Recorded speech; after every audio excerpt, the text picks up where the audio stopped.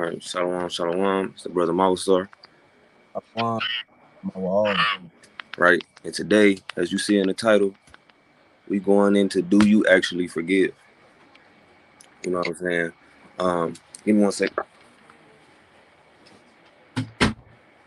Now, a lot of people, you know, even in the world, they say, "Oh, you got to give and you got to forget," right? They say that all the time. However, is it really that simple? You know, if somebody does something wrong to you, maybe they stepped on your shoe, maybe they stole something from you, maybe they told a lie on you, or maybe it's something that you did to yourself. Maybe you dealt with a woman you ain't had no business dealing with. You just them thoughts are just the memories and them flashbacks come back, and you just like, man, why did I ever waste my time doing that? And vice versa for the sister. You knew you wasn't supposed to mess with that dude. You know what I'm saying? Your pops probably told you, nah, I don't lie, I ain't feeling him. And you thought pops was hating, and now you got that feeling of regret. Regret comes from not forgiving yourself, right?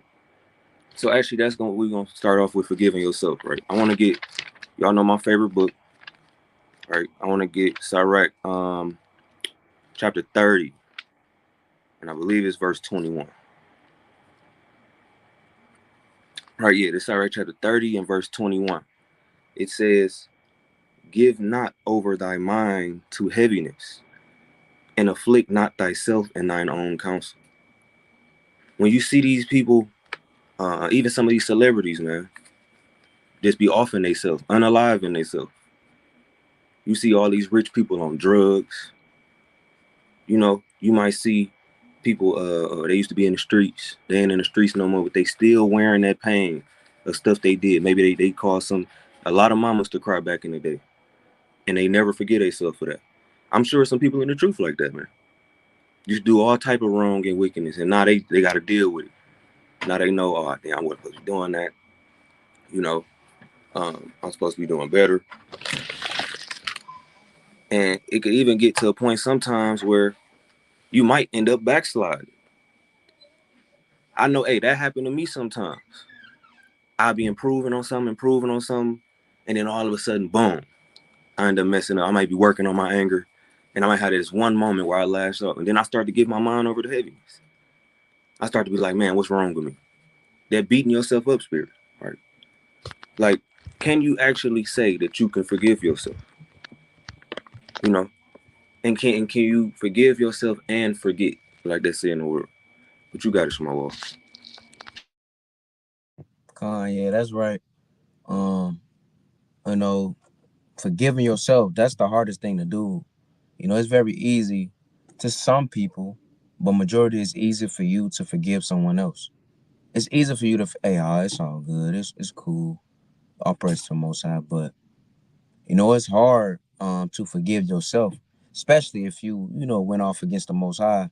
Your mind went astray, and you feeling bad about yourself. And the precept he brought out, I'm bring out a nice little classic, Proverbs chapter 4.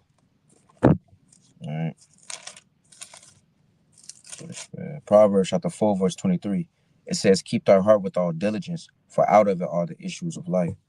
So, I mean, for you to try to forgive yourself, you got to make sure your mind is sane, and not afflict yourself in your own counsel, because it's very easy to forgive somebody else majority of the times, but forgive yourself, that's a hard thing to do.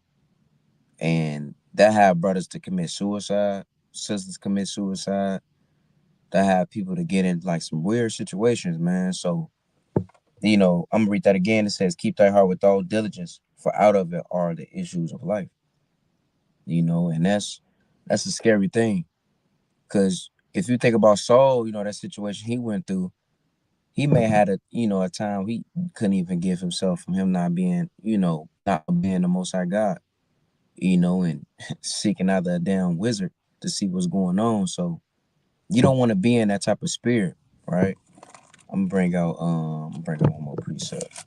You really brought it out already, right? I'm gonna bring out Baruch chapter 4, right? Because it's really not God like for you to think those things in your mind, not forgiving yourself, right? Baruch chapter 4 Salakia.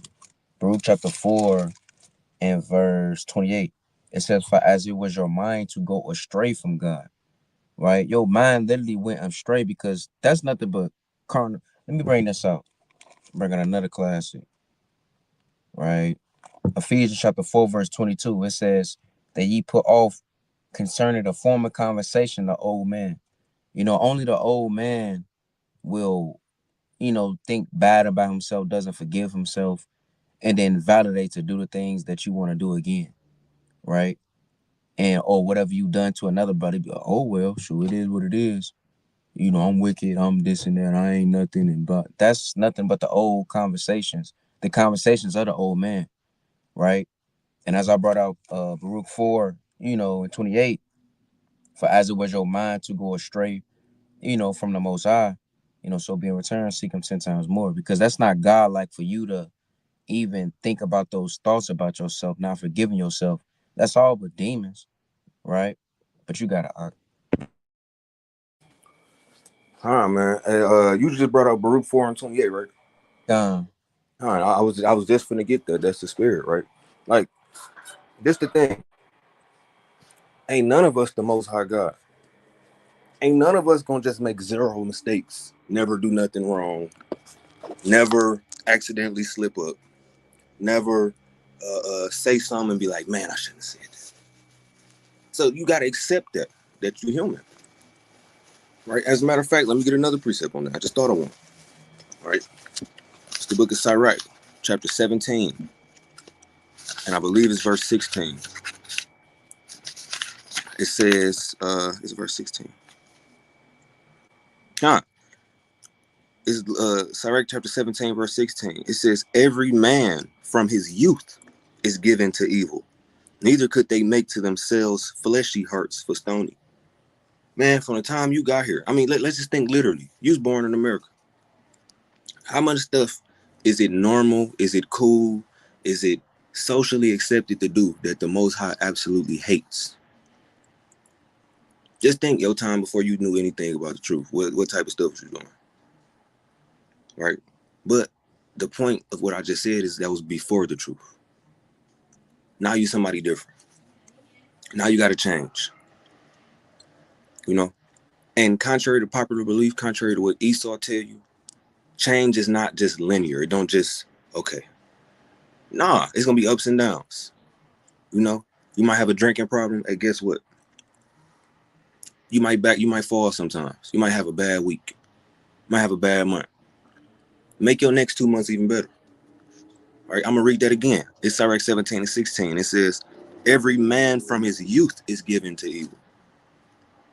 Right? The things that you really want to do, which is be as good and as righteous as possible, is going to be difficult. You getting pulled in all these different directions. We live in an ungodly place. I mean, you got a smoke shop on every corner. Every woman dresses like a whore now. I mean, it's set up for you to fail. There's a reason why I can't think of that precept, but y'all was saying that straight is the gate to the kingdom of heaven. I mean, that's just what we dealing with. So can you forgive yourself? Because nobody else is gonna do it. Let you fall out the truth, and your family who you was telling, oh, y'all gotta wear fringes, y'all gotta keep. They're gonna laugh at you. You ain't gonna never live that down. Your cousin them you used to kick it with. Oh, you ain't on that Hebrew stuff no more, huh? And they gonna get on you. So you got to be able to forgive yourself before you even get to that point where you're like, I'm not worthy, I'm not good enough. That woe is me spirit, right? Let me get this other precept. This is what I want to get. This is Sirach chapter 6, and I want to let's start at verse 2. It says, exalt not thyself in the counsel of thine own heart, that thy soul be not torn in pieces as a bull strand alone. Thou shalt eat up thy leaves and lose thy fruit and leave thyself as a dry tree. Right? Your mind might be telling you, no, you know you was wrong. You know you went off. You ain't good enough. Just don't put the fringes on no more. Just don't go to camp. You know you was wicked this week. Don't even do it. You know. But you might have to go to the next person. My wife might have to come to me like, hey, I did such and such, X, Y, and Z. I'm feeling this way. And I might tell him, man, look, get up and dust yourself off. He might need to hear that. Because his mind, the counsel that he might have been installing himself in, might have been telling him, hey, just give up. God don't love you no more. He done with you. You saw it now. So sometimes, hey, for you to forgive yourself, you gotta have somebody else tell you to do it. You gotta have somebody else in your corner. Let's keep reading on in the chapter.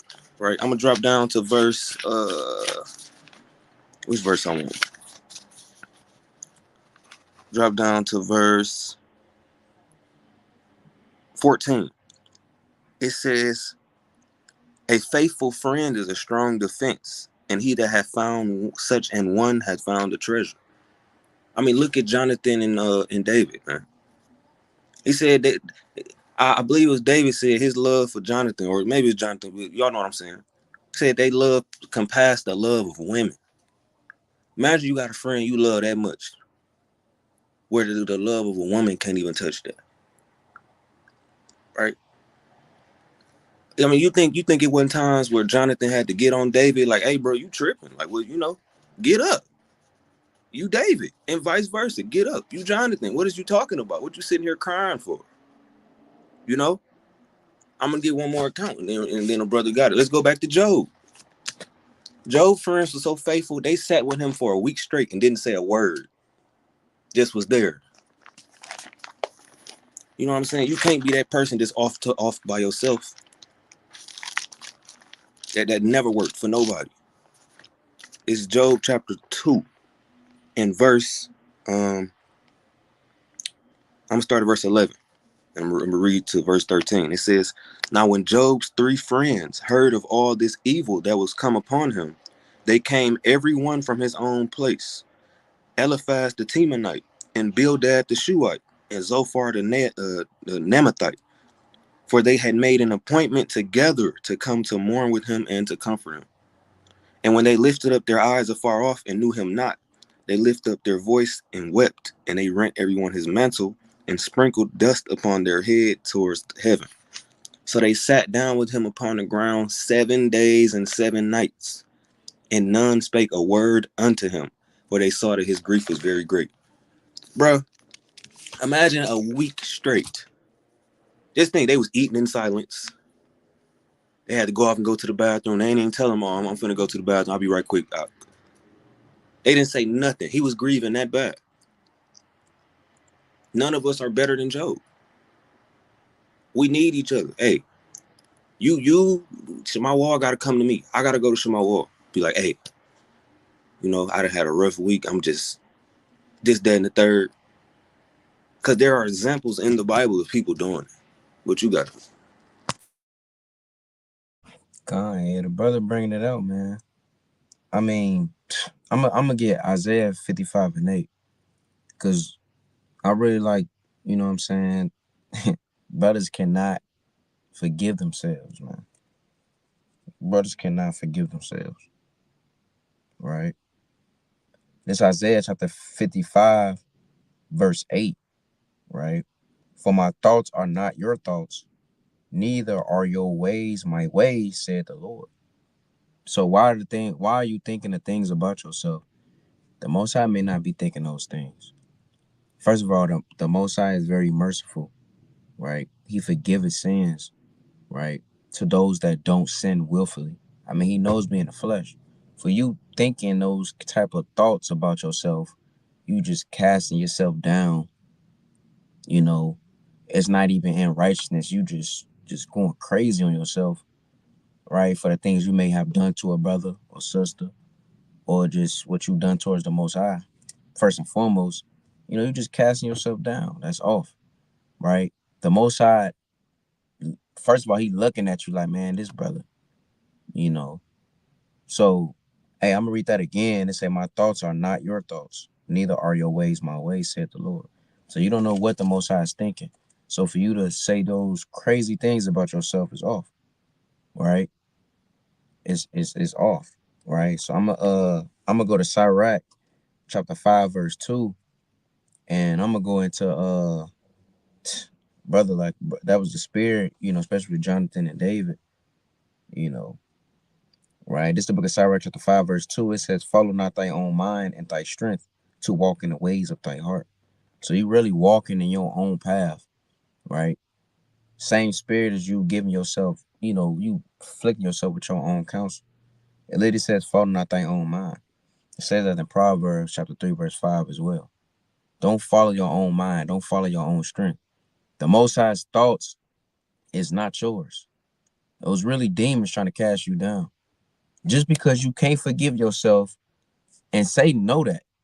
So he watching you. Oh yeah, he forgive everybody else, but he can't forgive himself. Yup, I know exactly what to do. I'm gonna plague his mind. Now I'm gonna have him do. Now I'm gonna just have him go off because he already know he wicked. He think he can't get the kingdom already by him think. Oh yeah, I already know what to do. And now you damn wearing sackcloth for damn 6 months. You ain't been to camp in 2 months. You know what I'm saying? Like, brother, come on now. You know what I'm saying?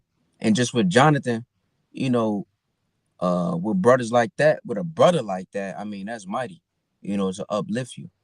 You know what I'm saying? And we're gonna bring out some accounts too, you know, through the spirit of how to even just know how to forgive a brother as well. But that's the first step, is just to forgive yourself. Because if you can't forgive yourself, you won't forgive nobody else. And obviously you gotta pay attention to the characteristics of the Most High, because he's forgiven. So if he's forgiven, what makes you think that he don't want you to be forgiven towards yourself and your brothers and sisters as well? So I'm gonna bring out one more precept. You got it, right? I believe that's Mark. Let's go to Mark. Matter of fact, let's go to Matthew. Matthew chapter 6. All right. It's the book of Matthew chapter 6 and verse 14. It says, "For if ye forgive men their trespasses, your heavenly Father will also forgive you." Right? "But if ye forgive not men their trespasses, neither will your Father forgive your trespasses." Right? Because the Most High God, hey, he knows me in his flesh, man. Sometimes we forget about this. Even myself. The Lord knows me in his flesh. He knows we're gonna go off. Right? Just don't be out here sinning willfully. You just damn, oh, it was pork in it. Shoot, I'm already eating it. Don't be doing that, man. That's madness, bro. You know what I'm saying? Like, don't be doing nothing like that. But like, he will forgive you. If you're actually doing what you need to do, you're doing the prayers, you fasting, you sincere in heart, right? And if you're forgiving others, first and foremost, forgiving yourself, hey, he will forgive you through the Spirit. Most High willing. We don't know who we are through the Spirit, or what actually works we put in. Make sure we examine ourselves. But you forgive yourself first, hey, he will forgive you, and you will be able to forgive others. But you gotta Man, that's right. Like you gotta be able to like they say in the world, let go and let God. That's what you gotta be able to. And I'm gonna make sure I say this: ain't nobody told you it was gonna feel good, and ain't nobody told you it was gonna be easy, neither. You think it's gonna be easy? Maybe something happened to you in your childhood. Maybe your parents did something to you, or maybe it's about what your parents didn't do. You know, maybe your pops wasn't there for you the way he was supposed to be. It might have been maybe some small, like he missed your damn championship basketball game in 5th grade, and you just never forgave him for it, and you still hold that hatred in your heart for him. You know, maybe he just had to work a lot. He couldn't make it to your games in high school. You know, maybe they couldn't afford to send you to prom. Anything, right? This verse is for those type of people. Let's get Sirach chapter 28. It's really piggybacking off of what the brother was just saying. It's Sirach 28 and verse 2. "Forgive thy neighbor the hurt that he hath done unto thee, so shall thy sins be also be forgiven when thou prayest. One man beareth hatred against another, and doth he seek pardon from the Lord? He sheweth no mercy to a man which is like himself, and does he ask forgiveness of his own sins? If he that is but flesh nourish hatred, who will entreat for pardon of his sins? Right? What makes you just think about all the times, and we kind of going into forgiving other people now. Think about all them times you know you did something wrong, and you was like, hey, you know what I'm saying? I messed up. I'm human. It is what it is. Then that same thing you did to somebody else that you forgave yourself for, somebody did it back to you, and you holding this grudge to this day. As if, hey, why they don't get that same pass that you gave yourself? You know? You stepped on that brother's shoe. You know, you was like, oh, my bad, man. Somebody step on your shoe, you taking your shirt off, trying to fight. How that work? You know? You kind of got loud with your rib. You might have said something crazy to her. You apologize on, I'm sorry, baby. You know what I'm saying? You had to say that. You know? She had one of her off moments. Now you kicking her out the crib. You making Facebook posts about her. You know? You might be talking to, you might be telling the next brother, hey, yeah, man, Eve ain't, you know, Eve is this, Eve that. You know? And all she told you is, hey, take the garbage out. You feel me? Hey, it's a lot of y'all like that, man.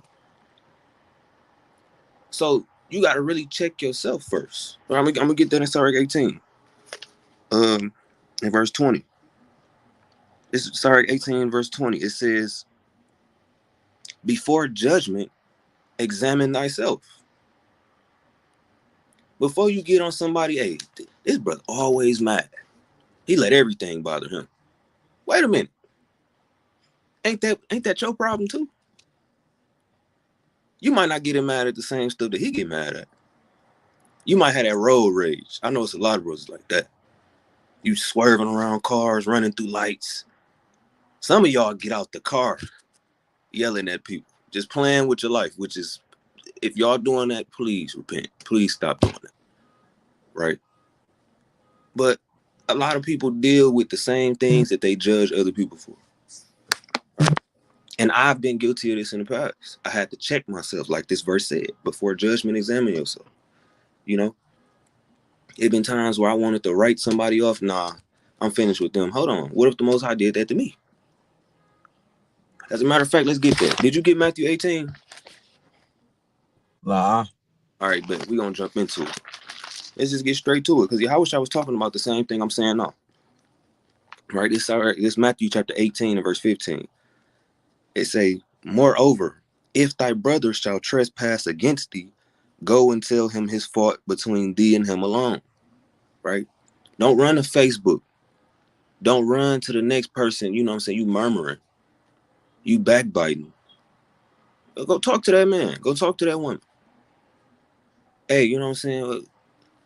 Like, everything cool? Like, you did such and such. I ain't really know how to feel about that. You know, it might be like he was like, oh no, it ain't even nothing, man. I was having a bad day. You know what I'm saying? You just kind of caught the short end of that. My fault. Y'all might dap, and that's it. It happen all the time, man. People go through stuff. However, if you don't want to go to that person and talk about it, hey, it might have actually been a real problem. Now you bring spirits in. Now that's when the gossiping start. That's when the discord start. You might not want to come around no more. He finna be there. Hey, nah. You know, that who all there spirit. Y'all know how I get. Before you pop up to the function, and who all there, man? You know? But you don't want to be like that when it comes to camp. You don't want to, oh, you see this, bro, you just instantly, your whole face change when you see him. You dap everybody else up in the room. You just say what's up to dude and just keep it moving. Right? You don't want to get like that.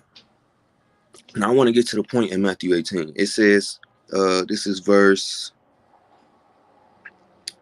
23, right? Let's just get into this account right quick, and then you got it. It's Matthew chapter 18 and verse 23.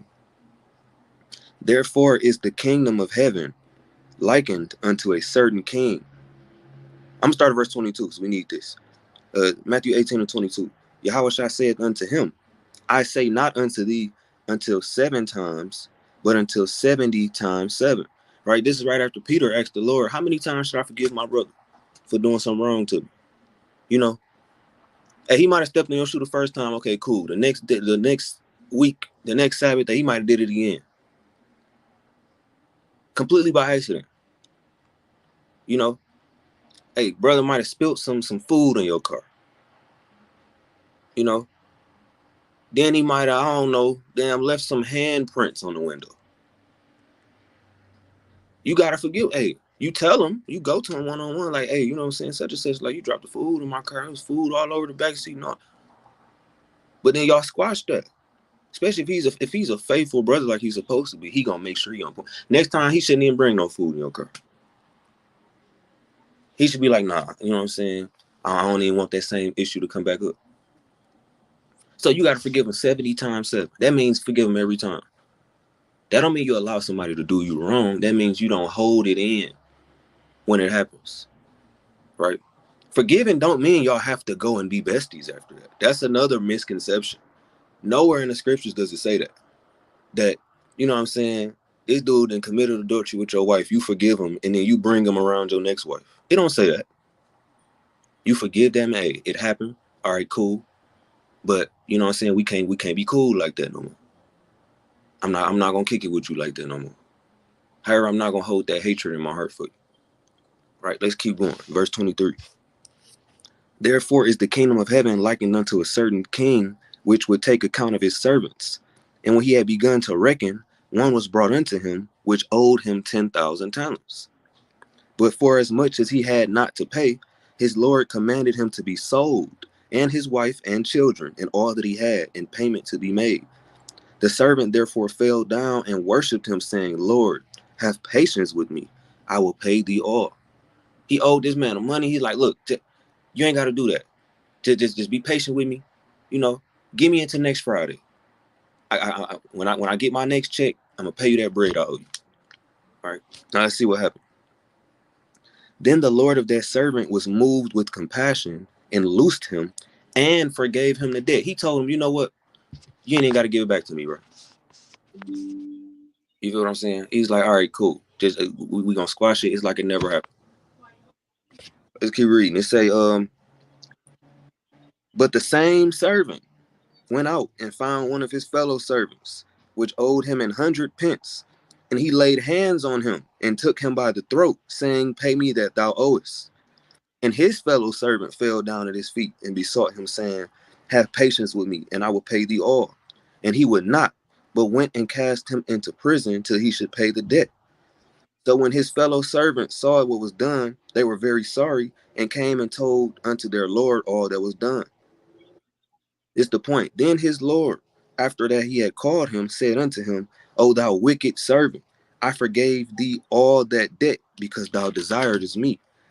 Shouldest not thou also have had compassion on thy fellow servant, even as I had pity on thee? You know, and there's a lot of people who move like that. Like I was just saying, you know, you might have did something, you forgave yourself for it. The other person might have forgave you for it. Like, hey, you know what I'm saying? You cool, man. We go all good. Don't even worry about it. They might have owed you some bread. You know, he's supposed to give it to you last week. It's a month later, he still ain't give it to you. You might just tell him, hey, man, it's probably hard right now. Just let it go. Then he go and somebody else owe him some bread, and he moves like this man right here. Right? That's why the topic of the video is, do you actually know how to forgive? Do you actually forgive? Do you actually have a trespass done against you and be like, you know what? All right, cool. We're just going to move on. What you got?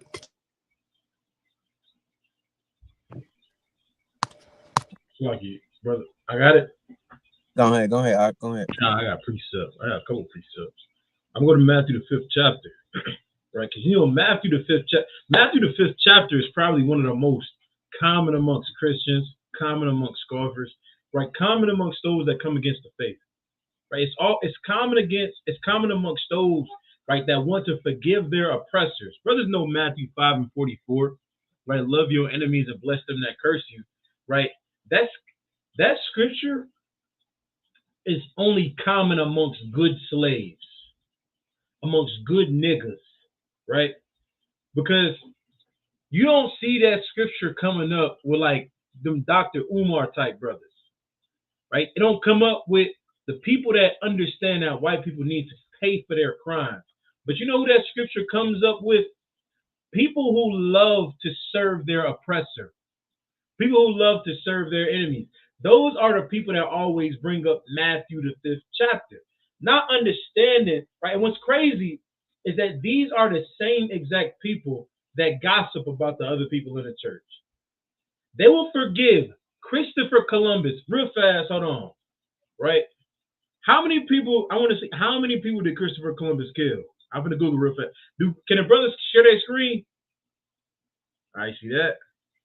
You can I'm try. gonna Google it real fast. You said what? You can try to share yours. I'm gonna see if it works. Right. How many people did Christopher Columbus? Oh my God! Look. Hold on, wait.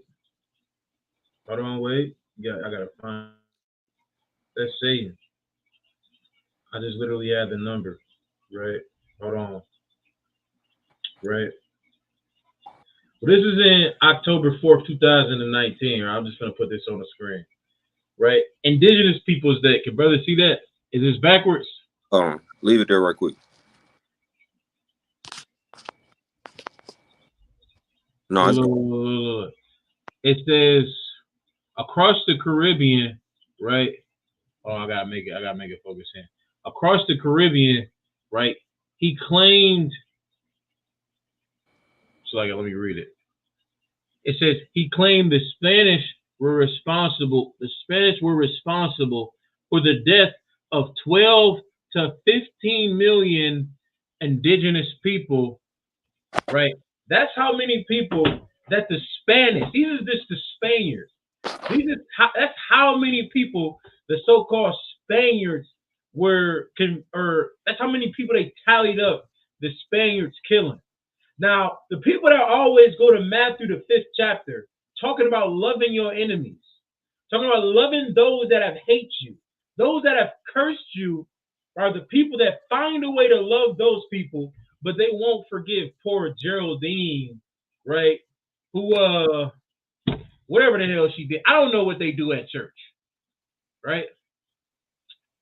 But those are the people that find a way to forgive their oppressors, to forgive those that actually hate them, that show a physical hatred, that abhor them, but they can't find a way to forgive their own brothers. These are the same people that have their parents cut off, that don't talk to their parents. They got siblings that they don't speak to anymore, homeboys that they're no longer friends with, right? Over something so small. But they'll forgive the Spanish. They'll forgive the French. They'll forgive. Who's another white person that's famous for killing people? You get my point. They'll find a way. You got somebody show my wall? You say that again. Who's another famous? There's got to be somebody else that's famous for killing blacks and Hispanics. I can only think of Columbus right now off the top of my head. Right. The founding fathers of America. They'll find a way to vote and maintain the dream of the founding fathers of America, but they can't forgive their brother. You got Dylan Roof, who shot up Dylan Roof. Listen, they tried to when Dylan Roof was attacking that church, they tried to pray him away, as if that was gonna work out. I don't know if brother seen. Man, I wish y'all could show y'all screen. It was that white cop that killed that brother in his own home because she thought that it was his home. His very own brother hugged her. The black judge fixed her hair as she cried, kept her hair from getting wet by her tears out. They can find a way to forgive her, but they can't forgive Roberto. They can't forgive Aaron. They can't forgive Sam, but they can find a way to forgive their oppressor, Columbus. They can find a way to vote for their enemies. I'm going to go to start at Matthew chapter 5. I'm going to start at verse 38, right? It says, ye have heard that it hath been said, an eye for an eye, a tooth for a tooth, right? It says, but I say unto you that ye resist not evil, right? But who shall smite thee on thy right cheek, turn him also unto the, so it says turn to him the other also. When it says that you resist not evil, that you don't actively fight that evil the same way that evil is fighting you up. When somebody has a personal issue against you, and they have a problem with you, you don't have to gossip the same way that they gossip. You don't have to go and try to take out one of their family members because your mother is afraid to whatever, afraid of this person because they made a threat on your household. You don't have to be like them, right? When it says to turn thy right cheek and let him smite it also, show him that his evil acts absolutely do not faze you. You look at that black man, you look at that Hispanic man or that Hispanic and black sister, and you look at them as you look at yourself. Because you know what people do? They quick to forget themselves. You will be the gayest person. Can I say gay? You could be the most community person on the face of the earth. You could watch the most community, can I say pornography? What's a cleaner word for that? Nasty videos. Porn. Now you will watch them. You said what? Sam? Porn. Corn. You will watch the most community corn on the face of the earth. But you can't forgive somebody for something that they said about you in the 8th grade. For a problem, somebody might have stolen something out of your locker when y'all were children, or they stepping on your shoe off. You know, brothers still fight over somebody stepping on your shoe. Although you could get even, show them that it does not faze you. You look at them the same way you look at yourself. The same way you forgive yourself for being a person of the community and loving community core. You know that they think now that homosexuality is just delicious. That's the thought process now. It's just good and tasty and delicious. The same way that you can forgive yourself for being all of these things, right? You look at them and you think that that's somebody that's black in America the same way that I'm black in America. That's somebody that's Hispanic in America the same way that I'm Hispanic in America. And although I can get even with this brother, I can get even with this sister, what is the point in me oppressing another black man?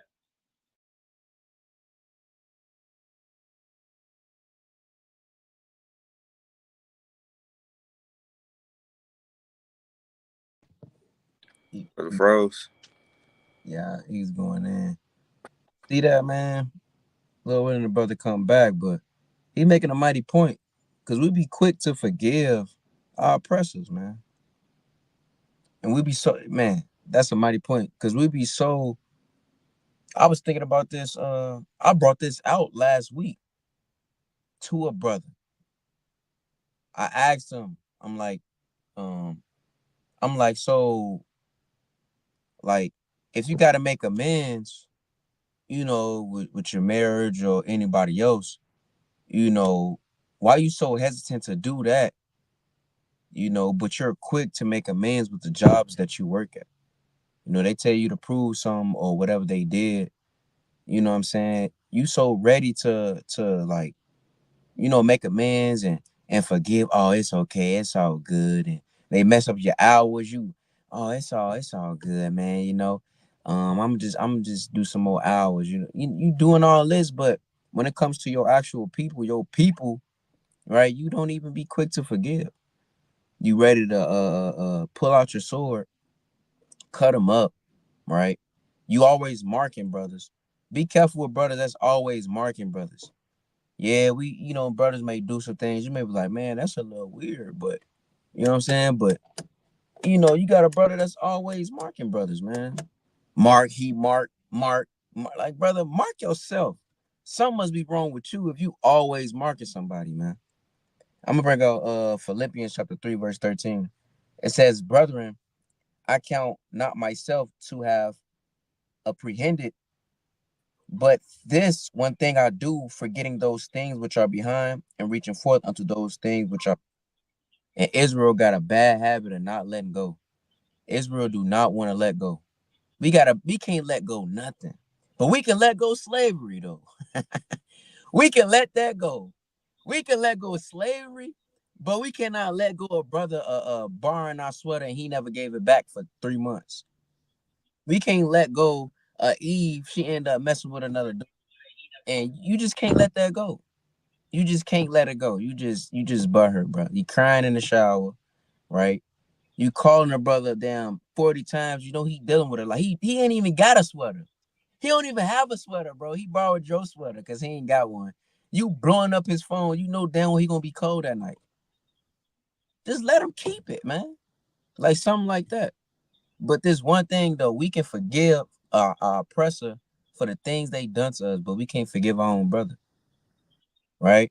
Because I'm gonna read this again. It says, but this one thing I do, forgetting those things which are behind, and reaching forth unto those things which are before.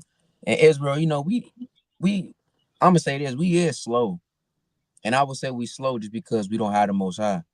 But you know, we do have some sense a little bit because Israel know the good things that's forward, you know, to a certain extent, but they don't want to really reach for it because they so used to just oppressing. So it's easy to do. It's very easy to be evil in this world. It's super easy. And they make it seem right. So it's like, shoot, oh well. Because you got these Jakes that literally say, shoot, I mean, every time I do good, man, bad stuff always happen. Shoot, I might as well just, you know what I'm saying, hit this lick. I get this, we go ahead and, hey, that's real common. That's common nowadays, man. It's off. But Israel know the good thing to do. They do know. But it's so easy to just be evil, man. It's so easy to not forgive a brother. Easy for them. You know what I'm saying? Israel got a problem with letting stuff go, man. Especially with themselves. They can't let go. The old man just can't let go nothing, man. But y'all got out. You could hop back into what you was getting into, Tower. Yeah, that was Satan. You know, Satan's a part of the community. And Satan don't like us talking about the community. But it's okay. You're in America. You can do as you will in this book out here. Right? But as I was saying, right, in Matthew the 5th chapter, right, in verse 39, right, it says, but I say unto you that you resist not evil, man. Meaning that the manner that evil is coming up against you, you don't resist it in the same exact manner. You don't be evil to them the same way that they're evil to you. Right? You know, they say in the world, 2 rights don't make a wrong. Right? Back in the world, you know, Jake used to say, oh, but 3 rights do. Nah, let it go. Right? Because it's a saying, and this is a heathen that said this, right? But he says an eye for an eye just leaves the whole world blind. Somebody has to be the bigger man. Somebody has to be the person to let it go, man. Right? And the reason that nobody wants to actually follow after the scriptures is because the Bible is like a mirror, right? And ugly people don't like looking in a mirror. That's why I don't want to deal with nothing that the scriptures actually say, right? I'm gonna read on. Right? And this that's what's so heavy about why blacks, Hispanics, and indigenous Americans, right, want Matthew chapter 5 and verse 44 to be for their oppressors. Because they will do anything, even love the white man, even love the Moabites and the Ammonites and the people over there fighting in their land right now. They will do anything possible in the world to not love their own people and to forgive their own people and to wish good upon their own. They'll do anything under the world, even love the man that's killing them every day. Right? I'll keep reading. Right? It says, verse 40, and if any man will sue thee at the law and take away thy coat, let him have thy cloak also. Right? And a lot of times people just kind of read through the Bible. I got to preach that real fast. I'm going to Nehemiah chapter 8. Right? I got to go to it real fast. Nehemiah chapter 8, and I'm going to read verse 8. It says, so they read in the book of the law of God distinctly and gave the sense. To read something distinctly means that you're paying real close attention to it, right? You're not just skimming through it. You're not just going over it, but you're analyzing it. You understanding it, right? Point for point, line for line, jot in every tittle, right? You're actually going through it, right? When it says that if a man will sue thee at the law and take away thy coat, right? You got to understand that this man that's being sued was somebody that was actually in the wrong, right? Because you're not going to go to court and lose if you weren't in the wrong, right? So it's saying what this scripture is going into, that if you have actually wronged the brother, right, and he get back what's rightfully his, right, it says, let him have thy cloak also. Meaning, do whatever you can to make your relationship good again. Do whatever. Don't just give him back what he's owed. Like, let's say if you get it, you know what I'm saying? You and a brother, y'all got, it's $100 in the mix, and he end up losing his $100 on your account. I got a precept in the law on this, right? He end up losing his $100 on your account. Give him his 100 back plus an extra 20% just to make sure y'all good with each other, right? So that brother know that it's not that you just pay him back, but your relationship with me matters. I'm going to Numbers. I think it's Numbers 5 or 6, right? Right, Numbers, right? I'm gonna start at verse 6, right? It says, "Speak unto Numbers 5 and 6. Speak unto the children of Israel, saying, when a man or a woman shall commit any sin that men commit," right?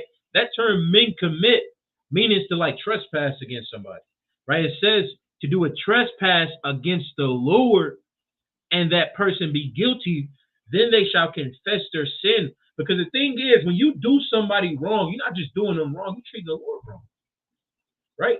When you steal from a man, you're not just stealing from him, you're stealing from the Lord. What that man has, the Lord gave unto him, right? And you stealing what the Most High gave him, right? The Most High might have just gave him, you know, with David, right? When the prophet came to him, when Nathan came to him, right? All this man had was this lonely sheep. He had this one woman. He took that away. The Lord gave him that, man. You're not just committing a trespass against this man, but you're committing it against the Most High, man. You're stealing. You know what they said in the church, will a man rob God? You're literally robbing the Most High when you rob your brother, man. Right? Reading on, and it says to do a trespass against the Lord and that person be guilty, then they shall confess their sin which they have done, and he shall recompense his trespass with the principal thereof, and add a fifth part thereof, and give it unto him against whom he hath trespassed. Meaning that you don't just give that brother back, right, what he's owed, but you give him back 20%, no? Right? If you wrong a brother, you don't just make up with that brother, but you be more of a brother than you were in the first place, no? That's in the law. Right? A lot of people that, you know, yeah, we talk about Yahweh Shah all the time. That's literally in the law, man. If you wrong a brother, you have to be a better brother unto him in the future than you were in the past. 20% more. Right? You got some people, oh, that's not in the law. Nigga, it's in Numbers, man. Right? I don't even know if I can say the N-word. All right, brothers, get it. If you wrong this brother, right, do whatever you can to make sure that your relationship good, man. The scriptures say that the loss of a brother is like unto death. Right? But some of these people, man, when they lose a brother, they're like, man, F dude. I don't need him anyway. Right? Yeah, what they say, smoking on whatever your name is, Pat. Right? Just going clean off, man. Right? Forgive him, right? Because if he take you to court, right, and you were in the wrong, you know when most people go to court and they lose, you know what they usually think? Man, that judge just didn't want to hear me out. Nah, bro. They judged righteously, and you came out in the wrong, but you can't accept your wrongdoings, man. Do whatever is needed in order to mend that relationship. Because that thing that y'all fell out over is temporary, man. Right? But that relationship is supposed to last forever. I'm going to read on. It says, and whosoever shall compel thee to go a mile, go with him twain. Right? Meaning that if somebody needs you to do something for them, or they need you to do something with them, right? Just don't just do the basics of what they ask you to do. Go above and beyond, man. Right? We live in a world where nobody cares about the indigenous Americans, right? The Latinos, right? Or the what they call us, the African descendants of slaves. Nobody cares about those people, man. Nobody goes above and beyond for them. Do you know? Let me see. I'm gonna Google it real fast, right? What race got more? What was that check that Trump gave out? What was that check Trump gave out? Stimulus. The stimulus. What race got more of the stimulus? Check. Right? My God. Look. Look. Right? It says what the research shows overall that 92% of the potentially eligible individuals received the whatever check, right? Non-Hispanic white individuals were most likely to receive that check, man. Nobody goes above and beyond for black. Do you know the reason that black people are voting for Donald Trump in 2024 is because they want another stimulus check, not knowing that that stimulus check went more to the whites than it actually did to our people, than it actually did to the so-called indigenous Americans, the Negroes, the Latinos. Nobody goes above and beyond for blacks and Hispanics. And since nobody goes above and beyond for blacks and Hispanics, you know what you should do? You should go above and beyond for blacks and Hispanics. I'm gonna end right there. I know brothers got something. I could really go all day, right? But I'm gonna let a brother hop in there real fast. Brother Cosmo, brothers got it. I got a quick precept. Goes to the book of Colossians, chapter 3, and verse number 12. Because everybody want to be the elect. All these brothers. I'm the elect. I'm the hopeful elect. Well, the hopeful elect, they're gonna forgive their brother. They're gonna love their brother. They're gonna love their sister, right? If they have any ought against their brother or their sister, they're gonna go to that person, right? And they're gonna resolve the issue. They're not gonna, start to bear hatred and, build up hate and anger, right, towards their brother or their sister. They're gonna resolve those issues, right? That's what the elect is gonna do, right? But a wicked man, what he's gonna do, right? He's gonna continue to hate that brother until he gotta fight him. Every time that brother say something to him, he got something to talk about. Talk about him behind his back, right? Some kind of odd feeling, right? Let's bring this out in Colossians chapter 3 and verse number 12. I don't know if brothers brought this out, right? But it says, "Put on therefore as the elect of God, holy and beloved, bowels of mercies," right? You gotta have bowels. You gotta have mercy, right? If you want to be the elect of the Most High, right, you gotta have mercy in your spirit, right, upon your brother and upon your sister. If you don't have mercy, what are you doing? Right? A brother might have trespassed you, right? Stepped on your shoe. Now you don't have any mercy towards that brother. You want to beat that brother up because he stepped on your shoe. Right? He might have offended you. He apologized. I ain't trying to hear that, bro. You wicked. I gotta mark you now. Right? The brother did it on accident, man. Right? You gotta have mercy upon people. You gotta have kindness. Right? It says kindness. Humbleness of mind, meekness, long suffering, meaning patience. Right? You gotta have patience with your people as well. Right? That's what the whole, the greatest 2 commandments is to love your neighbor as yourself, right? And love the Most High, right? How can you hate your brother, right, but then say you love yourself, right? You must hate yourself then, right? Same thing with your wife, right? When you read Ephesians, the 5th chapter, right, you're supposed to treat your wife as you treat yourself. Right, you're supposed to build her up the way you build yourself up. If you're not going to do that, you would be a wicked man. You wouldn't be following the scriptures. You wouldn't be a prisoner of Yahushua. Right? You'd be just a nigga with fringes on. Right? But let's keep reading. Verse 13. Right? Remember, this is the elect of God. This is how they're going to move in the spirit. It says, forbearing one another and forgiving one another. If any man have a quarrel against any, even as Christ forgave you, so also do ye. Right? He said forgiving one another. Right? And if you have these issues, you have these, problems with your brothers or your sisters, right? You have to forgive even as Yahweh Shai did, right? Because Yahweh Shai forgave everybody that was spitting on him, mocking on him, beating on him, right? Everybody that was doing that, Yahweh Shai forgave him. Everybody that was scoffing after their own lusts, he forgave him. He ain't have to, right? But the Lord, he knows what it takes, right? He's the elect. He's the King of Kings, the Lord of Lords, right? So he's the embodiment. He's what you're supposed to follow after.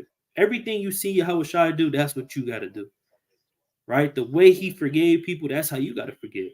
The way he resolved any issues with people, that's how you got to do it, right? You shouldn't be having these quarrels against brothers and then just letting it burn up inside you until you're ready to damn. You snap. You snap. You start cussing a brother out on the feast day. It's the new moon tomorrow. You got this quarrel against a brother. You start cussing him out. You damn near trying to box him now. You damn cussing this woman out right in front of him. Right? I mean, you just disrespecting him, right? Because you didn't want to resolve these quarrels with your brother in the first place. But instead, you just let it build up and build up and build up until you just raged. Right? I got one more precept, and I'm gonna let brothers hop back in. Right? I actually got two more. Sloppy. All right, this is Sirach chapter 28. It's one of my favorite precepts. All right, Sirach chapter 28. All right, we're gonna start at verse number 9. I'm gonna start at verse number 8. Right? It says, abstain from strife, and thou shalt diminish thy sins, for a furious man will kindle strife. Right? A furious man, right, he's gonna build up strife, and it's gonna be like a fire, man, just building up and building up and building up. Right? But a wise man, the elect of God, right, he's gonna abstain from that. Meaning he's gonna go to his brother, right? If his brother, his woman, or whoever it is, if somebody made him feel some kind of way, he's gonna go to that person, he's gonna talk to them, right? And they're gonna, talk this thing out. Right? Like, hey, you offended me in this way, this and that and this and that, right? And they're gonna get over it, right? Right, verse 9, it says, a sinful man disquieteth friends, and maketh debate among them that be at peace.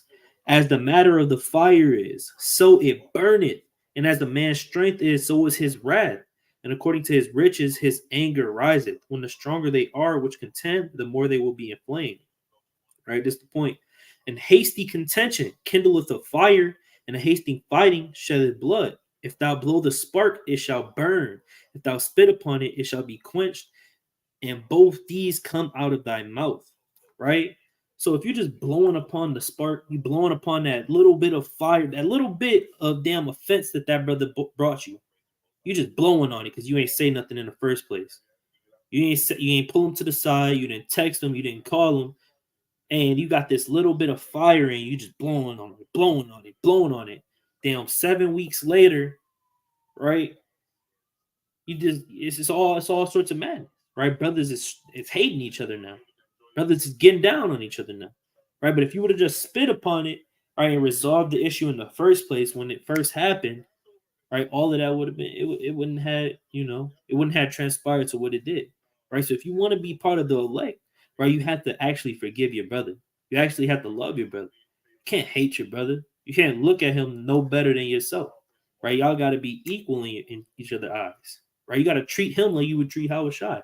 If Yahweh Shai was to somehow offend a brother, which would never happen, right, you would forgive Yahweh Shai. You wouldn't damn beef with Yahweh Shai. So why are you doing it with, a brother, in your congregation, or your wife, or your sister, right? Whoever it is, right? But with that, I yield. Brothers got it. And I got a precept. Brother made a mighty point, man. Right? Because the elect, hey, that's how they're gonna be able to see the kingdom. That's how they're gonna be able to see, right, Yahweh Bashem Yahweh Shai, because they forgave a brother. They have the fruits of the spirit, right? I mean, you have to be long suffering towards your brother and sisters as well, right? I'm gonna bring out Matthew chapter 5, right? And I'm gonna start at verse 5. It says, blessed are the meek, for they shall inherit the earth. And that's proudful for you not to want to be able to forgive a brother. You holding on a grudge against a brother or a sister. Just because the brother, he wanted to borrow your phone, and he dropped your phone and cracked your screen, and now you think the brother disgusting, man. Now you think he disgusting, and he's not worthy to put on fringes. That's madness, man. All right, Shalakia, man, it's damn light, all right. But you think it's, you think he not worthy to get the kingdom. That's prideful. right? That's very proud for you to not want to be able to forgive them, right? It says, and they shall inherit the earth. You're not going to inherit the earth. You with that type of pride, man, not forgiving a brother, right? I'm gonna jump down to verse. I have verse 7. It says, "Blessed are the merciful, for they shall obtain mercy." Right, and as the Most High God is merciful, right? And if you're not showing mercy towards others, the Lord not going to be merciful to you. You giving this man all hell just because of the things that he done. You giving your rib all hell just because the food was cold when she gave you your dinner, man. And now you damn, God forbid, you damn treating her like boondocks, talking about it's cold and you hitting her in the mouth, man. That's madness. God, Lord willing, that ain't going on, right? But you got, you got some lions in the crib, right? But it says, "Blessed are the merciful; they shall obtain mercy." And the Lord's not gonna obtain mercy. You're not gonna obtain mercy from the Most High God. All the hell that you giving another brother or sister or the children, hey, you're gonna get that same hell back, but worse, 20 times worse, man, because you're not forgiving them, brother. Right? I'm gonna jump down to verse. I'm gonna read verse 9. Right? Blessed are the peacemakers, for they shall be called the children of God. Right? Hey, you should be making peace towards your brothers, man. Hey, like the brother was saying, Yahweh Shah done it, man. Everybody who was scoffing him, who spit on him, who smote him in the face, didn't believe in him, right? Hey, he forgave him, man. And he made peace with him, right? He was always willing to make peace, right? And we got to do that towards one another. But hey, man, hey, it says, "Blessed for the peacemakers, for they shall be called the children of God." You're not the children of God. You damn son of God of Satan, man, because you're not forgiving your brother, right? And Joseph done it, because you got brothers, they hold a grudge since high school. You got some brothers that this a damn heathen spirit, because these heathens, they be getting bullied in high school, and the jocks, the jocks be bullying them and stuff, and they get to a higher position, and next thing you know, they bullying everybody at work, right? They bullying everybody at work. But Joseph didn't have that type of spirit. He was literally put in a higher position. He could have just, hey man, forget y'all. Y'all sold me to the Ishmaelites, man. I don't want nothing to do with y'all. Man, I'm gonna make y'all life hell. But no, he actually forgave him, man. All right, I'm gonna bring this out there, brothers got it. Right? This is Genesis chapter 45, verse 1. It says, "Then Joseph could not refrain himself before all them that stood by him, and he cried, because every man caused every man to go out from me, and there stood no man with him, while Joseph made himself known unto his brethren. And he wept aloud, and the Egyptians in the house of Pharaoh heard. And Joseph said unto his brethren, I am Joseph, doeth my father yet live? And his brethren could not answer him, for they were troubled at his presence." Right? They was troubled at his presence because they knew what they done to him. Right? And after all these years, they end up seeing his face. They didn't know what he can do. But Joseph had the spirit of, these my brothers, man. And the Most High put me in this position to save them, right? To make sure they eat during the famine and things of that matter. And they have a place to go home to, right? But you got some other brothers, they get into a higher position, holding a grudge since high school. And next thing you know, man, they done up treating them hell. I don't know if brother seen a video. A brother did the same thing. He was in a barbershop, and he seen a bully that they used to bully him in high school. And he came into the barbershop. He went into the barbershop and was like, "Hey, ain't you so and so?" He like, "Oh man, I've been waiting to see you, bro, after high school." But the bully got up. He was so in shape, he got scared, right? And the Lord had that happen to you. You damn holding a grudge, and the brother transformed into a whole different man years later. Next thing you know, you gonna end up getting beat because you thought you was something, man. But that ain't the spirit you should have, right? But y'all got it. I got one. If the brother Solomon, he might have bounced out already. Right. So like you 1 second. I'm in the parking lot of trying to move around. Can a brother give me Sirach chapter 22 and verse 20?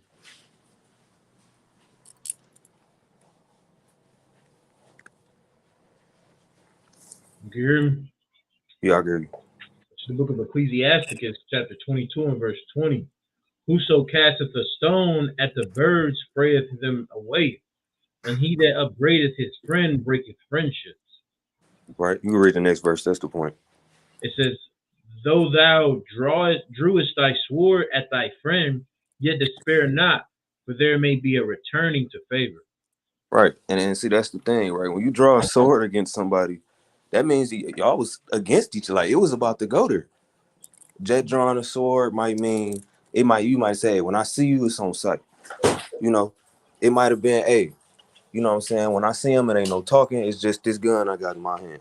And he gonna have to deal with that. Right? But if you are able to reconcile with that brother, you know what I'm saying? Like, how many problems could we have resolved if we just talked about it? You know? Think about the King Von and the Young Boy situation. You know? They into it over this woman who playing both sides.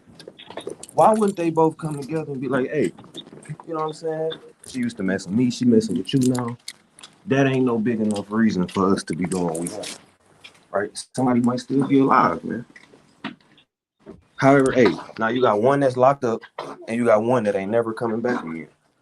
Right? So you gotta can you read that verse again for me? Verse 21.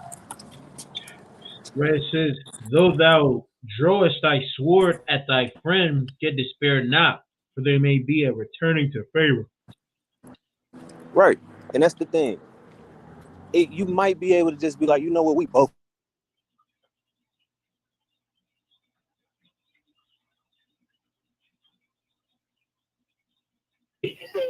Can't hear you no more. I think Y'all can hear me? Yeah, Yeah, we can hear you now.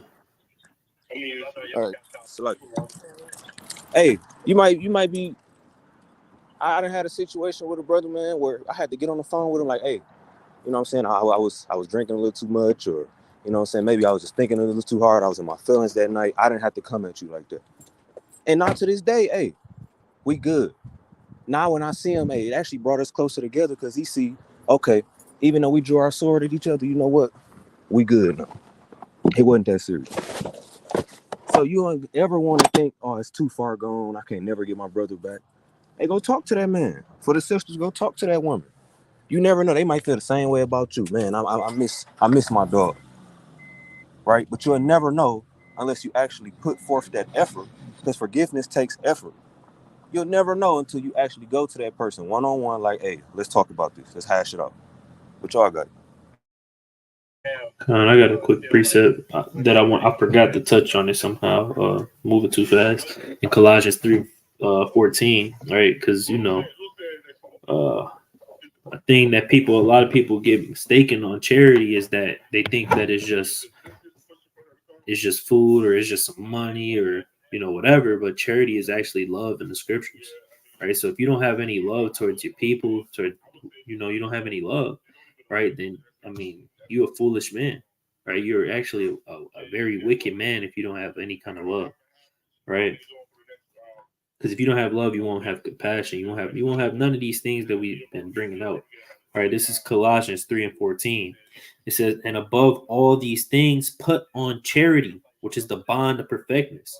Now, he's not telling you to put on, charity, meaning go and give to the poor and give to the homeless, right? We know that's one version of charity, right? That's alms, right? But this charity he's speaking about is love. He said, put on love, right? You need to have that love, right? That attribute, that quality, right, in yourself, that trait, right, which is love, right? He said this is the bond of perfectness because this brings everything together, right? Imagine if the entire nation of Israel in the truth, right, we speaking about right now, right? All these different camps, IUIC, ISUBK, WFI, right? Imagine if everybody was on one accord and actually had the spirit of brotherhood. They put on charity, right? If they actually applied the scriptures, right? You wouldn't see, no such thing as can't be, right? We was on the damn scribe call Monday, and I heard a brother drop it. I heard that now it's a brother dropping a diss track on another brother in the truth. What's that? That's wicked, man. That's evil, right? That's off. Right? Where's the love at? Where's the charity? Right? That's what will bring the entire nation of Israel together. Right? That's why I say this is what the elect of God is going to have. These are the qualities they're going to have. They're going to have charity, right? Which is love. Because they're going to love all their brothers and their sisters as themselves, meaning they're going to treat everybody equally, how they want to be treated, right? And all things is going to go well, right? That's how the nation of Israel is supposed to move. It ain't going to be no camps in the kingdom, right? It's going to be the nation of Israel. That's it. Yasha Allah. It ain't going to be damn WFI in the kingdom. Oh, yeah, I came in the kingdom through WFI. Oh, yeah, I came in the kingdom through ISUPK. Y'all bushing me out shy. No, you came in the kingdom because you had love. Right, you had mercy, you had long suffering, right? You had all the qualities that the elect is supposed to have, right? You wasn't defiled by the hatred that was taught to you through the so-called white man, right? The so-called white man taught you how to have can't beef, man. Right? The so-called white man taught you how to not love your brother, how to move all for yourself, right? That's what everybody in the truth is now, right? They all out for themselves, man, right? Men and women. Nobody care about their brother. Nobody care about their wives. Nobody care about their husbands. Everybody just want what's best for them, man. And that's why we don't see it, the progression that we should see, in the nation. Because don't nobody love each other. Don't nobody forgive each other. Right? Everybody's moving at the damn flesh, man. They're not moving after the spirit of Yahweh Shai. Right? But with that, I yield with that, brothers got it. So I gotta hop off. How about you? Shalom. I ain't got no precept. But give yourself others, man. Don't be holding no grudges and making damn diss tracks of your brothers, man. It's madness and the truth. All right, that's all. That's all I really had on that too. If brothers ain't got no more verses. I ain't got nothing. Let's close it out. All right, well, with that, I hope everybody was paying attention. Run it back if you got to. This video should be going right up on the channel. People got to really understand how important it is to forgive. But with that, hey, shalom. Shalom, Yahweh Bashem.